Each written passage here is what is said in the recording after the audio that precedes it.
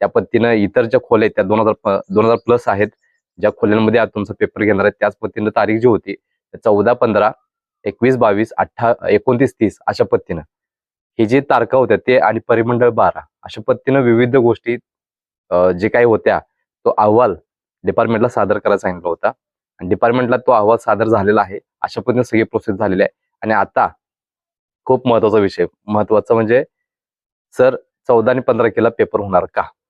काल रात्री जी वेळ लेटमध्ये जी इन्फॉर्मेशन काढल्या त्याच्यावरून सांगतोय तुम्हाला 99% ह्या ज्या गोष्टी आहेत त्या 99% ही एक्झाम जी आहे तुमची लेखी परीक्षा जी आहे, मग कॉन्स्टेबल असेल, चालक असेल, त्याचप्रमाणे बॅट्समन असेल आणि कारागृह असेल, ह्या ज्या लेखी परीक्षा आहेत ती लेखी परीक्षा 14 आणि 15ला पॉसिबिलिटी कमी आहेत. 1% पॉसिबिलिटी आहे फक्त 1%.